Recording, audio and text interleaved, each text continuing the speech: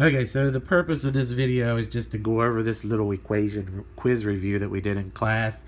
If you missed class, what you need to do is print this worksheet out. I've got it listed in the website right above this video. So what you want to do is print it out, and I want you to take the time and actually see if you can do these problems on your own before you actually listen to me explain how to do them. The benefit of that comes from you using your mind to try to solve problems. Even if you get them wrong, it's fine. When you go back and check your work, you can use this video to kind of help you figure out where you went wrong. So if you haven't done so already, pause the video, take some time to do this on your own, come back, and I will be here to explain it. Alright, so here we are. Number one, which of these is a two-step equation? So they give us a choice, A, B, or C. A has x plus 7 equal to 15. Notice that I can solve this equation in one step. Subtract 7 from both sides, and boom, x is by itself. So we know that that's not going to be a two-step equation. A two-step equation is one that is solved in two steps. Y equal to 5 is obviously not 1 because it's already solved. That's a zero-step equation. Y is equal to 5. We already know what y is equal to. So obviously the answer here has to be B, noticing that I have to solve this equation in two steps. I have to add 10 to both sides, which would give me 16 over here. And then I have to divide by 4. So my second step would be the division. So that's a two-step equation. B should be the answer for that one. For number 2, how many operations does it take to solve a two-step equation? Well, as we talked about up here, in order to solve a two-step equation, it takes 2 steps. So in this case, it's 2 operations. Okay, simple enough. Number 3, it says true or false. The first step to solving 5x minus 5 equal to 36 is to add 5 to both sides. Well, if we look at our equation, here's our variable x. We're multiplying by 5. We're subtracting 5. To get to this 5x term, I have to get rid of the minus 5. In order to do that, I have to add 5 to both sides. So that statement is true. So if you see a question like that, just ask yourself, what's the first step I got to do? And does it apply to this question? In this case, it is true. Number 4, it says in a two-step equation you should take care of blank before you undo multiplication or division. So what we're talking about is an example like above. Here we've got 5x minus 5 equal to 36, or like the one we did in number 1, 4x minus 10 is equal to 6.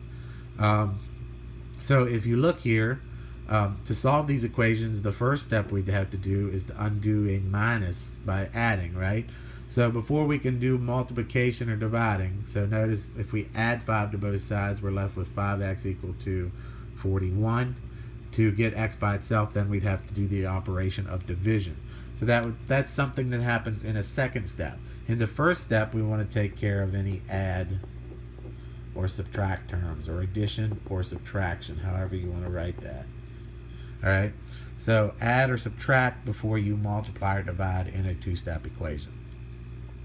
In number 5, it says x plus 5 is equal to 12. So what does x equal? This is a one-step equation. At this point, after all we've done with equations, you should be able to do this in your head. Notice to get x by itself, we have plus 5. To undo a plus 5, we have to minus 5 from both sides. So the answer here is 12 minus 5. So x is going to be equal to 7. Another one-step equation in number 6, x minus 5 is equal to 15. So in this case, to get x by itself, we have to add 5 to both sides. So 15 plus 5 is 20. Down here, we got another one-step equation. Negative 4 times x is equal to 44. So in this case, x will be equal to what? Well, 4 times. To undo times, we have to divide. So we divide both sides by negative 4. 44 divided by negative 4 would be negative 11. And then in the final one here, x divided by 6 is equal to 11. Well, we're dividing by 6, so the opposite of divide is to multiply. So I have to multiply both sides by 6. So in this case, 6 times 11 will give us the answer to x. So 6 times 11 is 66. All right. So there's the answers to the first 8. So let's slide on down here and look at some of these equations that I have at the bottom. All right, in this first equation, 10x plus 20 equals 90. This is a classic two-step equation. The goal is to get x by itself. In order to get to that term, I have to get rid of this plus 20. So I'm going to subtract 20 from both sides. That leaves me with 10x is equal to 90 minus 20 is 70. And then finally, to get x by itself, I have to undo this multiplication by dividing 10. So x is equal to 70 divided by 10 is 7. X equal to 7. Remember, you can always double check your work by plugging it back in up here for x. 10 times 7 is 70. 70 plus 20 is 90. We know we're correct. All right. Moving on here to number 10. Remember our little list of rules. First, we want to get rid of fractions or exponents. There are none. The second rule is to get rid of parentheses. There's a parentheses up here that we need to get rid of, and the way that we get rid of that is to distribute, which means to multiply. 3 times x, or negative 3 times x, is negative 3x, and then multiply negative 3 times a negative 32. Negative times a negative makes a positive. 3 times 32 is 96. Okay? And then that's equal to 9x. Now remember, when we have equations on with variables on both sides, the goal is to get this lonely little variable here. This 9 is lonely, so he wants his buddy 3x to come over with him. To get him across the equal sign, we have to add him. And remember, again, if I add 3 over on this side, I have to add 3 on this side as well. So what I've got is 96 is equal to 9 plus 3 is 12. And then finally, last step, this is 12 times x. To undo times, we have to divide. So that leaves me with x is equal to 96 divided by 12 is 8. Okay? So there's those two. If I come down to number 11, it's very similar to number 10. Same little deal. If we want to get rid of the parentheses, I have to multiply. Negative 2 times x is negative 2x. And then negative 2 times negative 25. Negative times a negative is positive. 2 times 25 is 50.